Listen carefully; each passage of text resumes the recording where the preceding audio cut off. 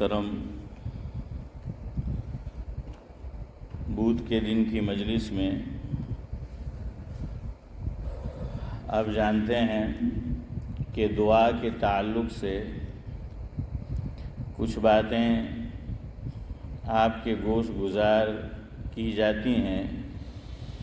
آج کی مجلس میں بھی انشاءاللہ العزیز کچھ باتیں دعا ہی کے تعلق سے آپ کے گوش گزار کرنا ہے۔ مظفر وارثی ماضی قریب میں ایک شاعر گزرے ہیں، ان کے کلام کا ایک حصہ اولاً آپ کے سامنے رکھتا ہوں۔ انہوں نے لکھا ہے کہ میں تیرا فقیر ملنگ خدا، میں تیرا فقیر ملنگ خدا، مجھے اپنے رنگ میں رنگ خدا۔ اللہ کے رنگ میں رنگ جانا۔ اللہ رب العزت نے قرآن کریم میں فرمایا کہ صبغۃ اللہ ومن احسن من اللہ صبغہ۔ تو وہ لکھتے ہیں کہ میں تیرا فقیر ملنگ خدا، مجھے اپنے رنگ میں رنگ خدا۔ اور جس پر اللہ تعالیٰ کا رنگ چڑھ جائے تو پھر کیا پوچھنا۔ ملنگ جانتے ہو؟ ہاں، حنیف بھائی کہہ رہے ہیں کہ اپنی دھن میں مست ہو، تو ہم سب اپنی دھن میں مست ہیں۔ ہاں، فقیر وہ ملنگ وہ ہیں کہ جو اللہ تعالیٰ کی مستی میں مست ہو، اللہ تعالیٰ کی محبت میں مست ہو۔ اصل میں ہم لوگ ملنگ کسی اور طرح کے آدمی کو کہتے ہیں، ورنہ اصل ملنگ وہ ہیں کہ اللہ تعالیٰ کی محبت اس پر ایسی غالب ہو کہ دنیا و ما فیہا سے وہ کیا ہو جائے، بے خبر ہو جائے۔ ہاں، اور اللہ کی محبت میں مست رہے۔ بہرحال آگے وہ لکھتے ہیں، اللہ کرے کہ میرا اور آپ کا ہم سب کا حال ویسا ہو جائے۔ وہ کہتے ہیں کہ میرا ظاہر اندر جیسا ہو، میرا ظاہر اندر جیسا ہو۔ لیکن سعد اللہ صاحب ہمیں تو ڈر لگتا ہے، ہمارا اندر ہی بنا نہیں ہے تو اللہ سے کیا کہے گے اندر جیسا ہو۔ جس کا اندر بنا ہو ذاکر بھائی تو وہ کہہ سکتا ہے اور اللہ سے یہ دعا کر سکتا ہے کہ میرا ظاہر اندر جیسا ہو، منظر پس منظر جیسا ہو۔ میرا ظاہر اندر جیسا ہو، منظر پس منظر جیسا ہو، میرا عشق سمندر جیسا ہو اور تیرے پیمبر جیسا ہو۔ کیا بات کہی ہے؟ ہاں، کہ میرا ظاہر اندر جیسا ہو، منظر پس منظر جیسا ہو، میرا عشق سمندر جیسا ہو اور تیرے پیمبر جیسا ہو۔ میں تیرا فقیر ملنگ خدا، مجھے اپنے رنگ میں رنگ خدا۔ آگے وہ کہتے ہیں، تیری رحمت یوں اپنائے مجھے، تیری رحمت یوں اپنائے مجھے، آنکھوں پر ہر وقت بٹھائے مجھے۔ تیری رحمت یوں اپنائے مجھے، آنکھوں پر ہر وقت بٹھائے مجھے، تیرے بن ایک سانس میرا نہ آوے۔ نہیں، وہ کہتے ہیں کہ تجھ بن ایک سانس نہ آئے مجھے، تجھ بن ایک سانس نہ آئے مجھے، شیطان اگر بہکائے مجھے۔ تجھ بن ایک سانس نہ آئے مجھے، شیطان اگر بہکائے مجھے، کروں میں اپنے آپ سے جنگ خدا، مجھے اپنے رنگ میں رنگ خدا۔ اللہ کرے کہ شیطان اگر بہکائے تو ہم کیا ہے، اپنے آپ سے جنگ کرنے والے ہو جائے، اپنے آپ سے جنگ کرنا ہے۔ تو کیا کہا ذاکر بھائی کہ تیری رحمت یوں اپنائے مجھے، آنکھوں پر ہر وقت بٹھائے مجھے، تیرے بن ایک سانس نہ آئے مجھے، شیطان اگر بہکائے مجھے، کروں میں اپنے آپ سے جنگ خدا، مجھے اپنے رنگ میں رنگ خدا۔ اور کچھ اور حصہ آخری، اللہ کرے کہ ہمارا حال بھی ویسا ہو۔ میرا سینہ ہو شیشے کی طرح، مظفر وارثی لکھتے ہیں میرا سینہ ہو شیشے کی طرح، یعنی دل بالکل کلین اور پاک ہو، اس میں کسی کی طرف سے بغض، حسد، کینہ، نفرت، عداوت، دشمنی یہ نہ پنپ رہی ہو۔ تو میرا سینہ ہو شیشے کی طرح اور بینائی ہو جھرنے کی طرح۔ اشارہ کیا ہے کسی اور طرف، اگر آپ سمجھے ہو تو۔ جھرنا جانتے ہو؟ چشمہ پہاڑ سے بھی چشمہ کیا ہے شیخ صاحب؟ وہ بہتا رہتا ہے۔ تو شاعر کہتا ہے کہ اللہ تو نے مجھے آنکھ دی ہے تو پھر مجھے تیرے خوف اور تیرے شوق میں رونے کی توفیق بھی دینا۔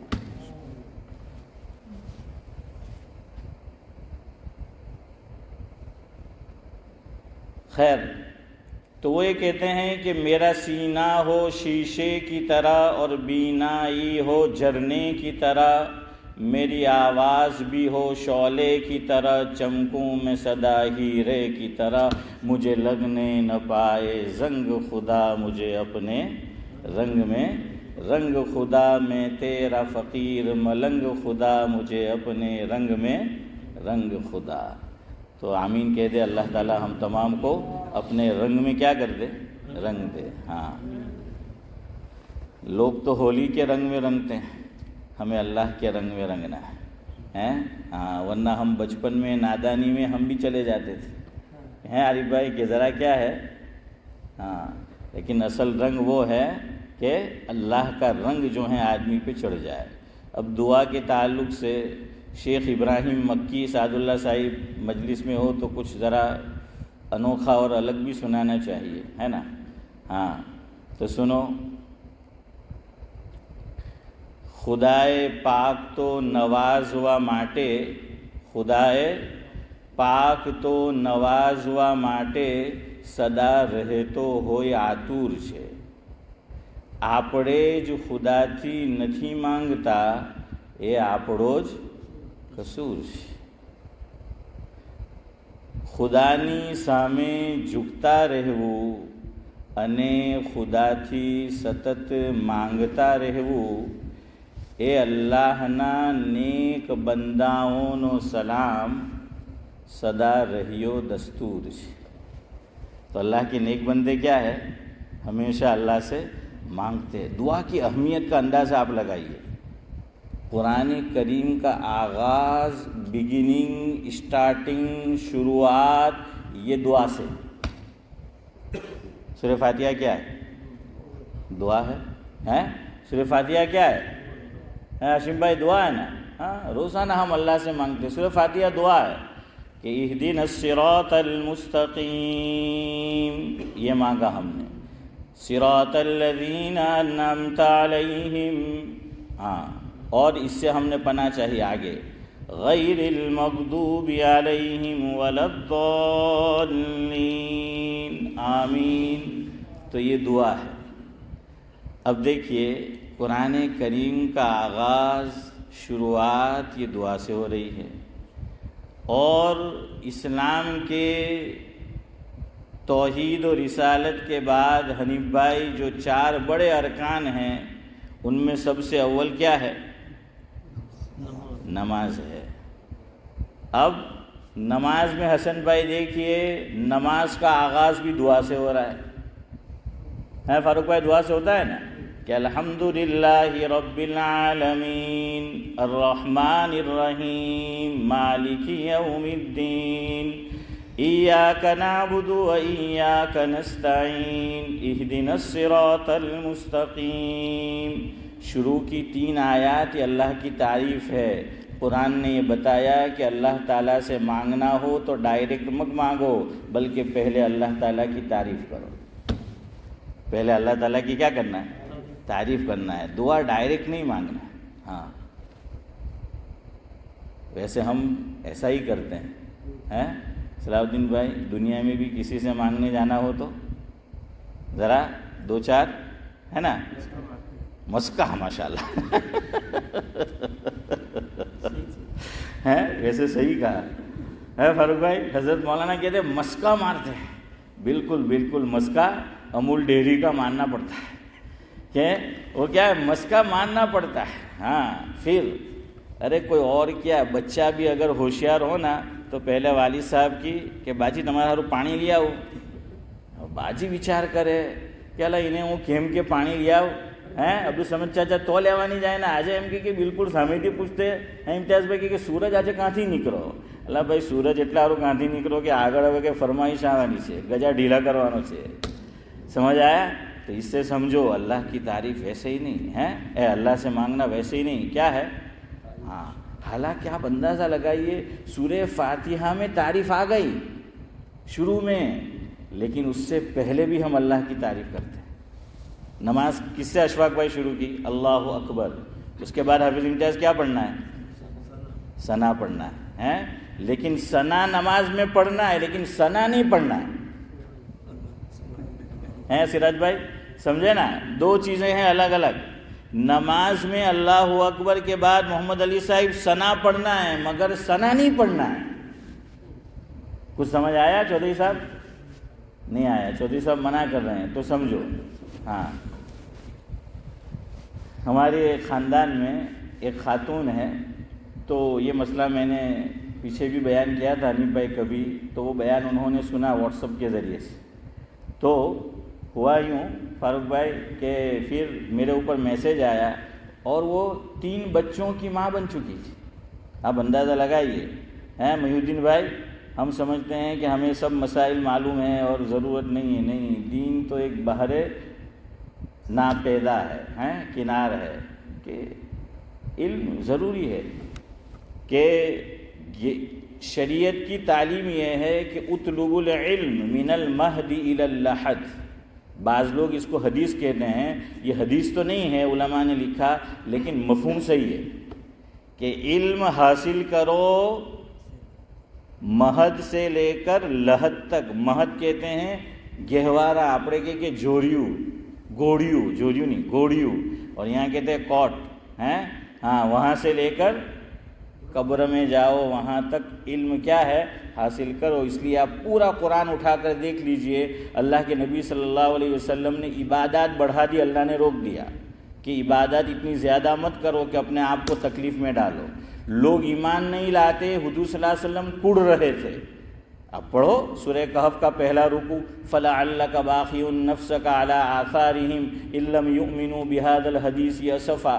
لوگ ایمان نہیں لاتے تھے تو اللہ کے نبی صلی اللہ علیہ وسلم اندر سے کڑتے تھے کہ یہ کیوں ایمان نہیں لاتے، یہ کیوں جہنم کی طرف جا رہے۔ اللہ نے روک دیا کہ محبوبم کڑنے کی ضرورت نہیں ہے، تمہیں ہم نے بتا دیا تمہیں کیا کرنا ہے۔ یا ایھا الرسول بلغ ما انزل الیک من ربک وَإِن لَّمْ تَفْعَلْ فَمَا بَلَّغْتَ رِسَالَتَهُ لَسْتَ عَلَيْهِمْ بِمُسَيْطِرٍ إِنَّكَ لَا تَهْدِي مَنْ أَحْبَبْتَ وَلَٰكِنَّ اللَّهَ يَهْدِي مَن يَشَاءُ وَهُوَ أَعْلَمُ بِالْمُهْتَدِينَ وَلَوْ شَاءَ رَبُّكَ لَآمَنَ مَن فِي الْأَرْضِ كُلُّهُمْ جَمِيعًا فَمَن شَاءَ فَلْيُؤْمِن وَمن شَاءَ فَلْيَكْفُرْ۔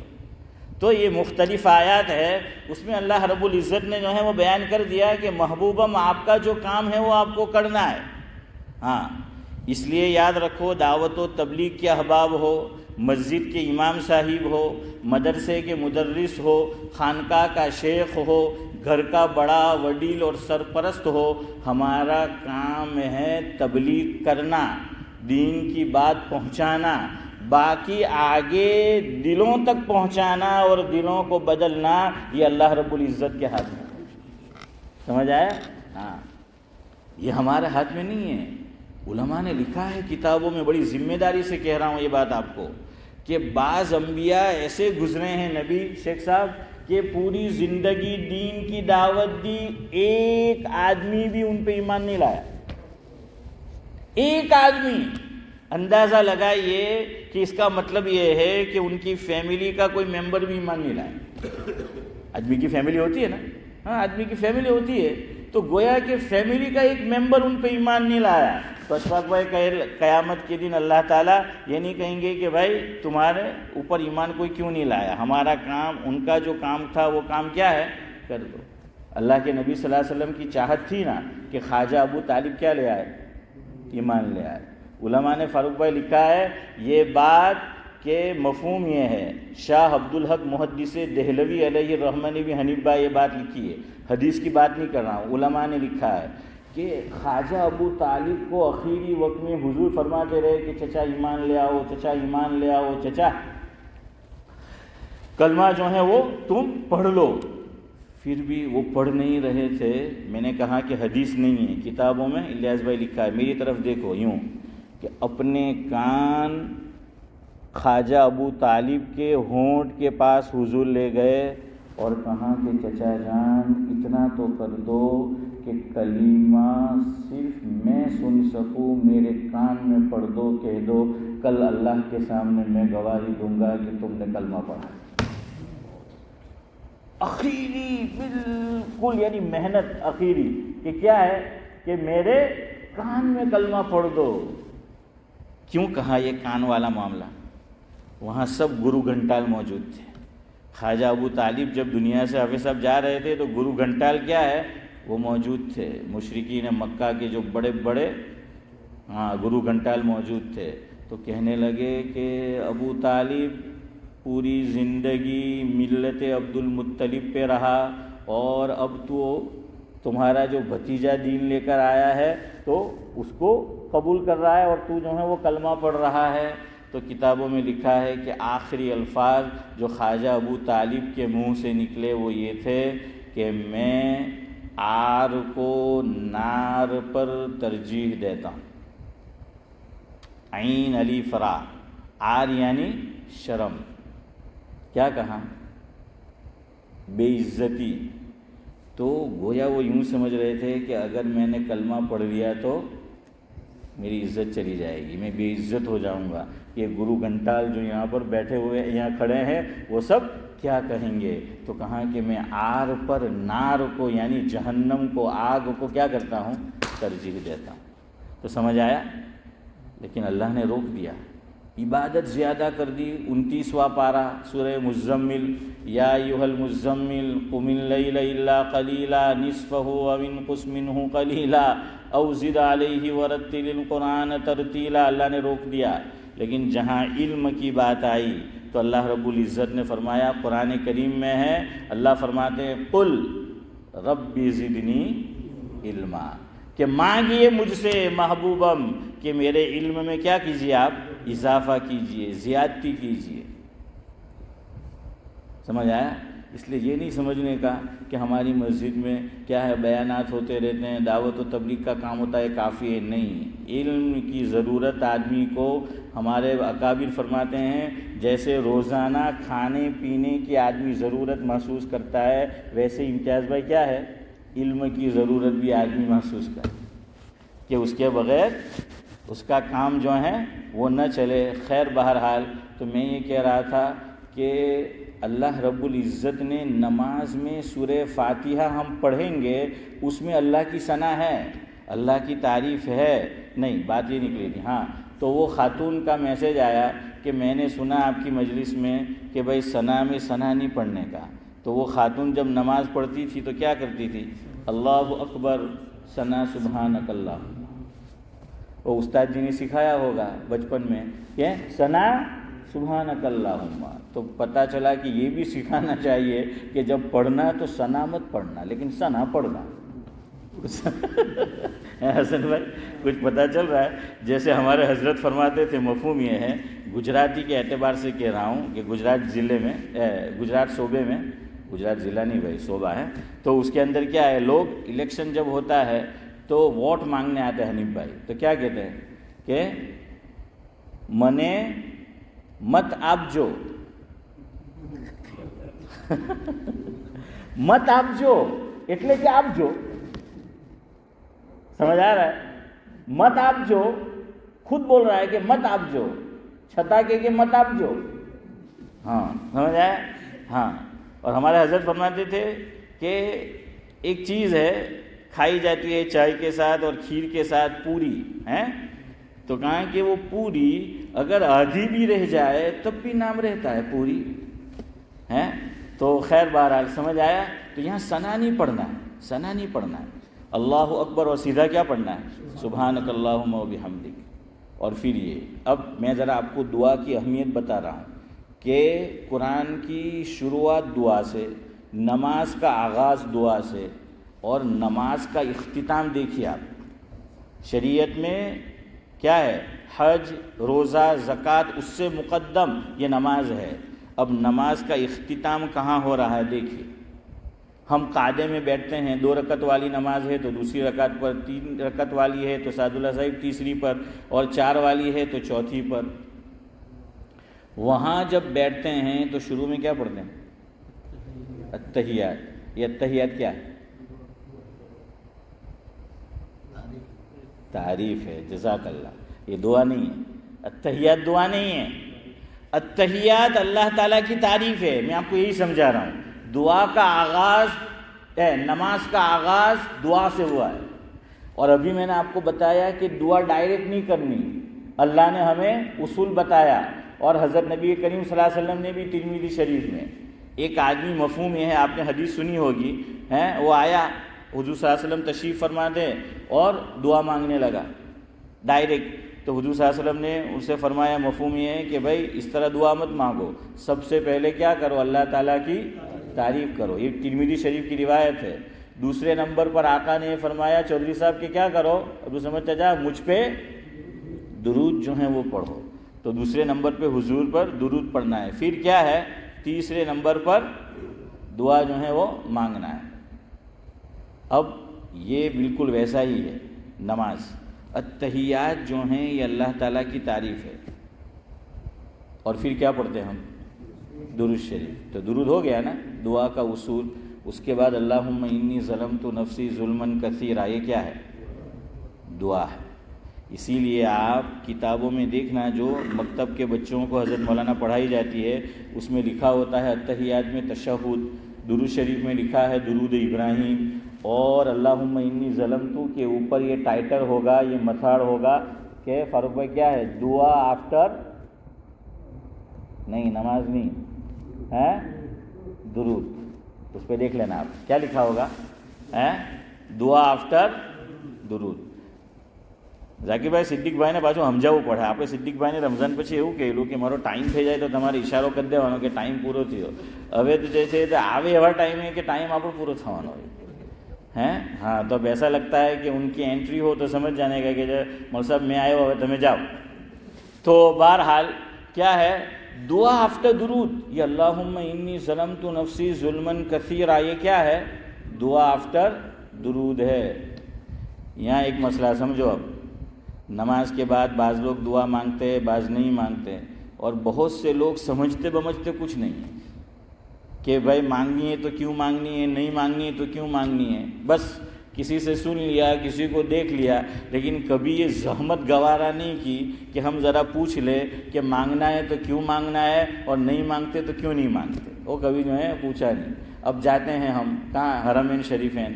अब वहाँ अजमी आदमी, गुजराती आदमी, इंडियन आदमी, पाकिस्तानी, बांग्लादेशी अरबों को देखेगा कि नमाज हो रही है और नमाज के अंदर क्या है? नमाज के बाद वो लोग दुआ के लिए हाथ नहीं उठाते.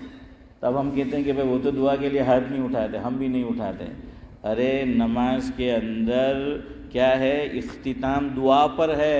अत्तहियात अल्लाह की तारीफ़ हो गई, दुरूद शरीफ आका पर दुरूद है, उसके बाद दुआ करनी है. और नमाज में अरबी ज़ुबान में जितनी दुआ मांगना चाहे मांग सकते हैं. इमाम भी मांग सकता है, याद रखो, मुक्तदी भी मांग सकता है. लेकिन शर्त यह है कि वो दुआ या कलिमात किस ज़ुबान में हो? अरबी ज़ुबान में हो.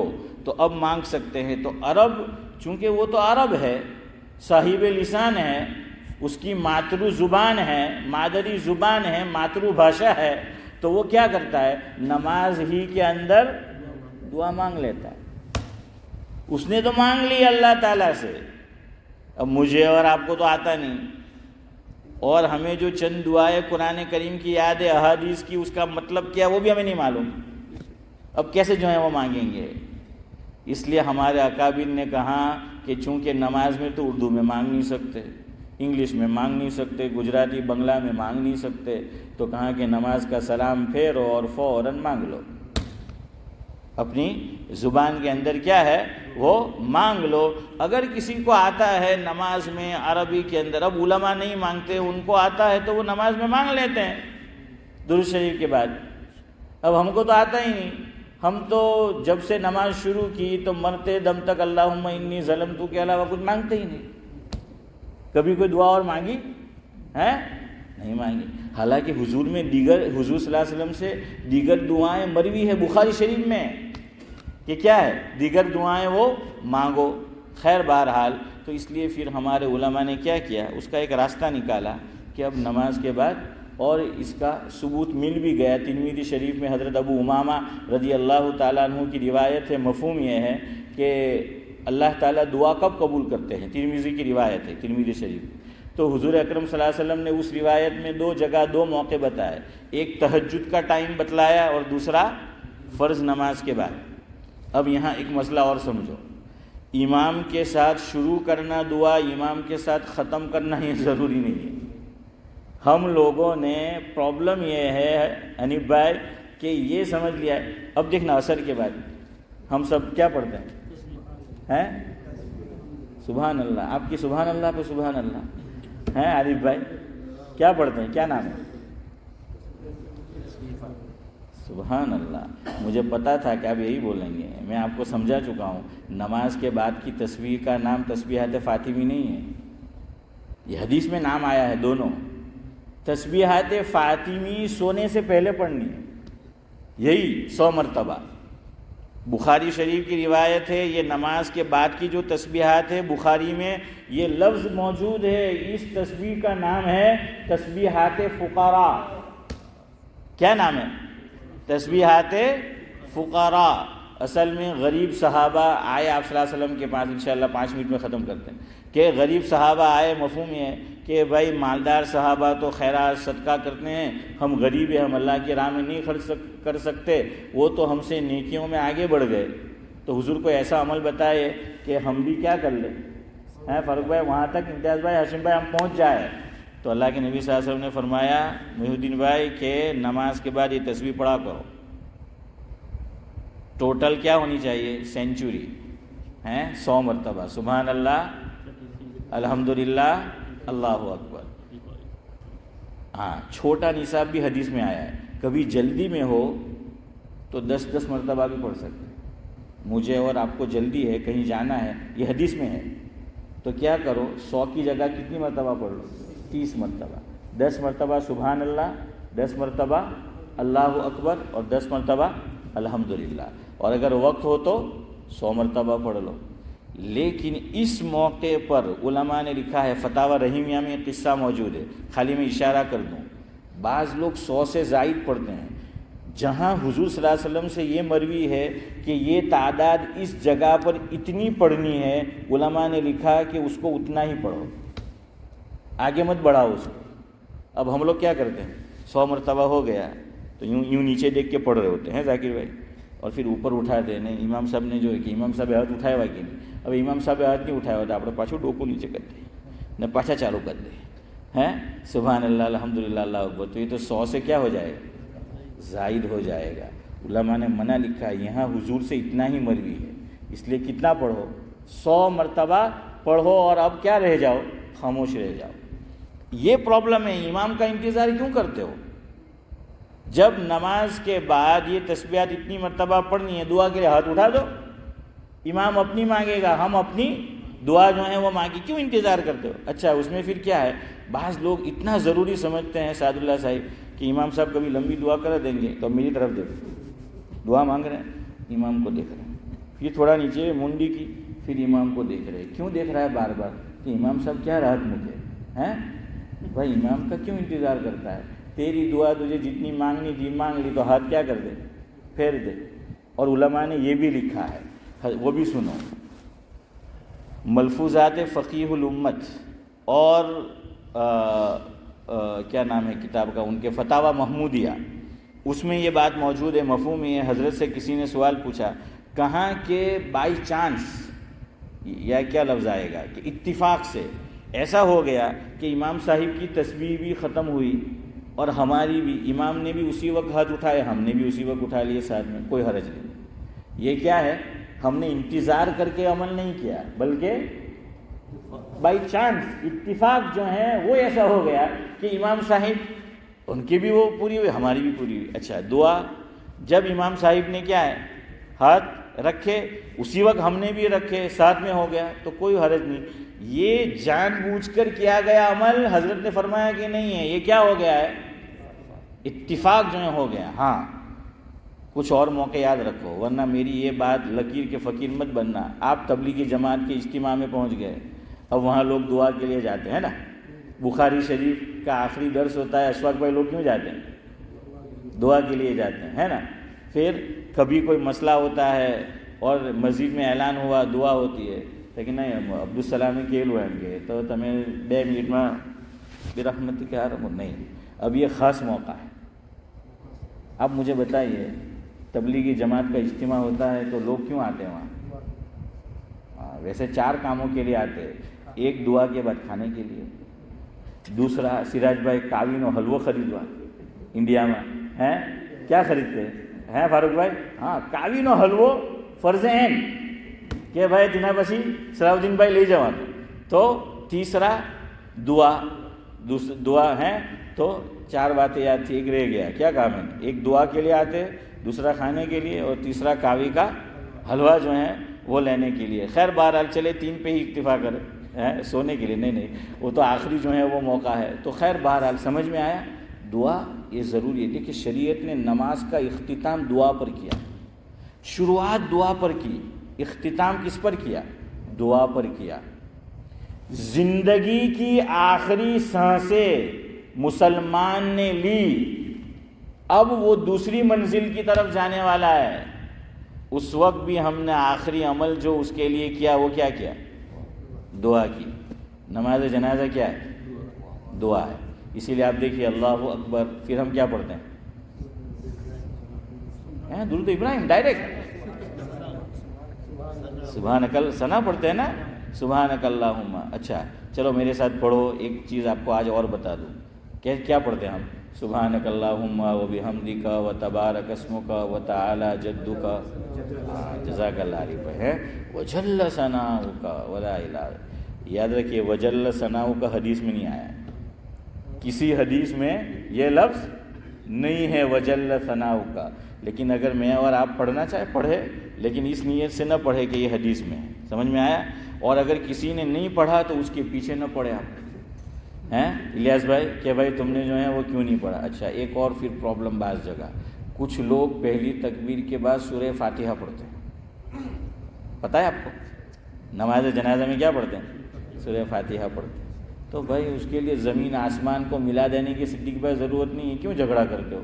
ابھی ہم نے بات شروع کی، سورہ فاتحہ کیا ہے، دعا ہے، اور دوسرا اللہ کی تعریف بھی ہے، دعا تو ہے ہی آگے چل کر، لیکن شروع میں کیا ہے، ثنا ہے نا، تعریف یعنی ثنا، اللہ کی تعریف۔ تو وہ جو سورہ فاتحہ پڑھی جاتی ہے تو وہ اس نیت سے ثنا کی، تو بھائی پڑھو۔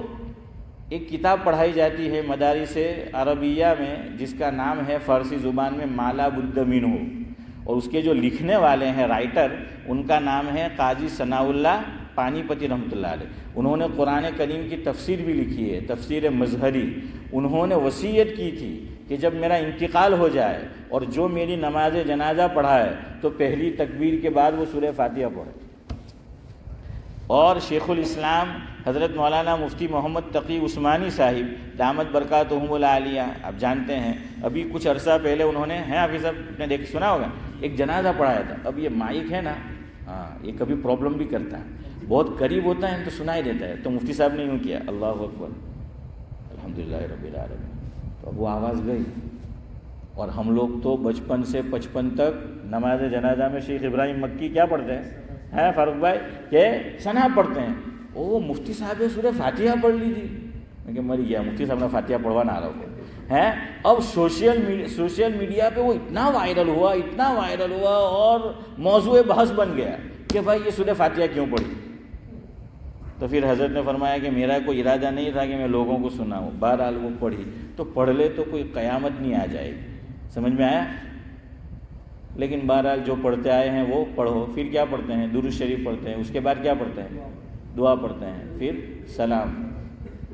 اب مجلس بھی ختم کرتے ہیں. ہمارا نام بھی ہے عبدالسلام. سبحان اللہ و بحمدہ سبحانک اللہم و بحمدک نشہد ان لا الہ الا انت